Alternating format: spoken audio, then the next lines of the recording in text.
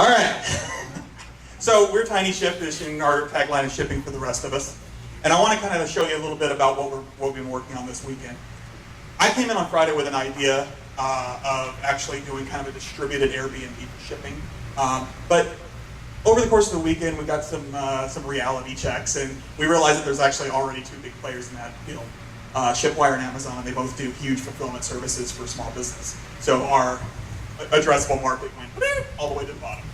So, but you know, after hearing some of the pitches and actually seeing some of the stuff that people were doing, we realized that there's actually a huge market that both of these people, you know, don't, or both these companies don't actually address, and that's actually Kickstarter.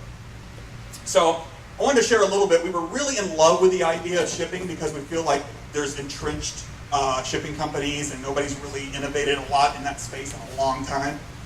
So we actually talked before we changed our idea a little bit to some of the guys from Shopify.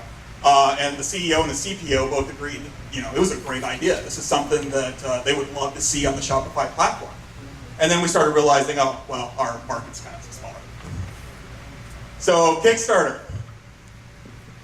There is no company out there that's helping Kickstarter project managers get their stuff out.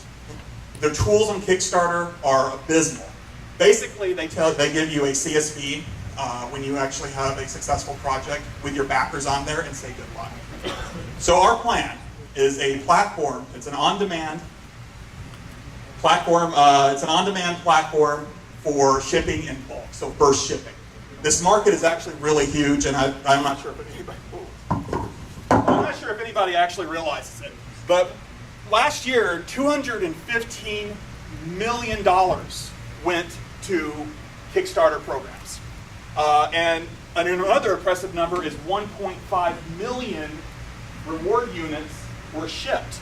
And reward units are anything from books to CDs to shirts. Usually, Kickstarters are basically pre-sales for things. So high burst shipping, there's no one really set up for this right now. High burst shipping is, we define it as fulfilling a large number of orders in a small time period. This means that you're not really a merchant. You don't have an e-commerce system. You're not actually doing this day to day as people actually check out on your site. Therefore, you don't want to go through this whole complicated process of setting up a merchant account with Amazon, with ShipWire, that would, you know, allow you to do this ongoing. So basically, you've got 100,000 units to ship out, and you need help to do it right away. What we want to prevent is this from happening to your apartment. T-shirts and basically posters. And this actually comes from a video called the, what was it called? It was called The Price of Success. The Price of Success. So they literally had to spend 200 man-hours putting together all of these prizes or these rewards to send out to their Kickstarter backers. So what people don't really realize at first is shipping is not just about taking a box to the post office. There's organization, there's picking, that's putting the actual shipment together, packing those into boxes, of course, the actual shipping, but there's tracking and there's also customer service. So after you ship it, there's a lot of work to be done as well. So what we want to actually provide is a suite of tools. First of all, it'll allow the Kickstarter project coordinator to upload basically the CSV that they get from Kickstarter, send it to us, get a quote for how much it's going to ship, and then they can get that organized, have us pack and ship those items for them, and our tools will actually automatically notify and email the backers when their items are about to arrive. And now we're going to actually launch the demo. So basically, we have a web page here, and we're going to show you the sign-up flow. We have Indiegogo and Kickstarter. And so you just enter your link in here, go to next, get some information. Here you would put like what your prizes are. So you have a $25 prize, it's a t-shirt, you know, so 25 bucks here. You know, your other one is a poster. Move on. And this is what we were talking about. Kickstarter gives you a CSV, so you have a file, you know, you grab it, not the wedding budget. You upload it and we've got the information. You complete your sign up, we've got tools. You've got, you know, who gets t-shirts, who gets unicorns. You know, tracking number goes directly to FedEx. There you go. And that's TinyShip, and we have a sign up for our mailing list at tinyship.co.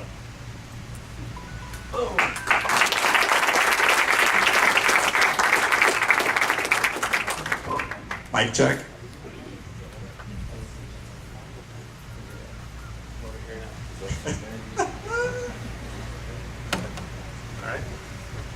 What's your pricing strategy?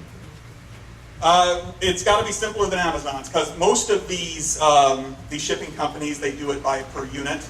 They also they do it by unit. They do it by item that, are you packing it or are they packing it? It's not set up to be simple at all. So it has to be a per unit.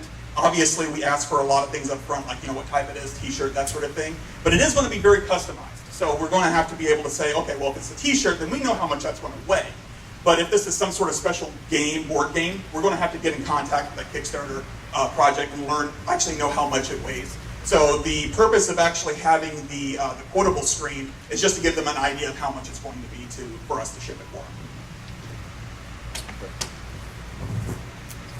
Did you turn it off? He doesn't want you to ask a question. You can just skip. I think this is a really, really interesting idea, guys. So congrats. So are you going to need a warehouse at all, or is this? Go ahead. Our initial idea was to do it in actually people's bedrooms and have people send it out, right? But actually, our inkling right now is that we can fill up a distribution network using excess capacity for logistic companies that are like in their slow season. We can actually lease out a couple of racks in their warehouse and actually have them ship out the things for us. So you'll have multiple different places that you'll be. Exactly. Interesting. So I love the idea. I see the problem. I don't understand what you're doing that's different. In other words, how you're really solving this. Because if you're talking about putting this in people's bedrooms. No, not the people who are, not the Kickstarter people. Like the pictures he showed, that's from a Kickstarter, some guys who did a Kickstarter campaign down in Austin. It's a company called Stoic Studio. They're a video game company. They raised $700,000. They had over 4,000 of those to ship. And basically, they put that video up because they realized, this is a pain. Our entire house is taken up with this stuff, but we can't afford the solutions that are out there right now. They straight up said that because there's no solutions tailored to this. So I think go ahead. No, go ahead. Okay, there you go. Now I lost my train of thought. What was the original question? How are we solving the problem? I don't understand how you're solving the So problem. basically, we would love to integrate into the process of Kickstarter, where either as you're signing up or like an add-on after signing up, you set it up so that you don't get all those posters delivered to your room. We get those posters delivered. So you never, if you have a successful campaign, you never have to touch a poster. You never have to deal with tracking numbers. If somebody wants to do that, if a customer emails and says, "Where's my package?" You can go onto our site, get the tracking number, email it right out to them. Maybe we'll have an email link if they've got their email address. So we're managing the solution for them. We're doing the packaging and shipping, and they don't have to deal with just the printed out CSV that Kickstarter. So having one channel partner exclusively Kickstarter, presents some risk. Where else can this business be applicable? Pretty much anybody that has a lot of stuff to ship at one time. We looked at Indiegogo. Their kind of market is smaller. Or some other ones that we have to look at. I don't even remember. There's quite a number of specifically of crowdfunding type sites, but there's also I don't even remember what we kind of focused on Kickstarter and Indiegogo this weekend because we had a short amount of time, so we didn't want to try and diversify too much. But anyone who basically is set up or is not set up to do logistics and not set up to send stuff out, and it's not an ongoing thing, but it's a short term, like I need to get this stuff mailed out. Like a bulk thing. If you were facilitating a trade show, you had an item that you needed 10,000 of for one weekend, but the rest of the year you weren't interested in making that exchange. So we were looking at basically one-time large volume issues that we could solve with this. So it's hard because you don't have a consistent recurring customer base. Yeah. That's one of the main reasons we liked our original idea, was because we were trying to go for more long-term small business, and that was one of the risks we knew when we were switching to this. More like one-time customers, and the recurring would be more like if you could get within the workflow of Kickstarter and sign up and make it where it's a really easy and a well-known thing to do as you're signing up for a Kickstarter campaign. So you retain those customers from those channels. How? Well, what we want to do is we want to make it painless for them so they go out and create more projects. Because these game companies are not going to make just one game on Kickstarter. They're going to make the game, and then they're going to probably do another Kickstarter for the next one. And if they like it, they're going to tell their friends about it, and word of mouth will be a big part of it as well, I think. That's a fair. There you go.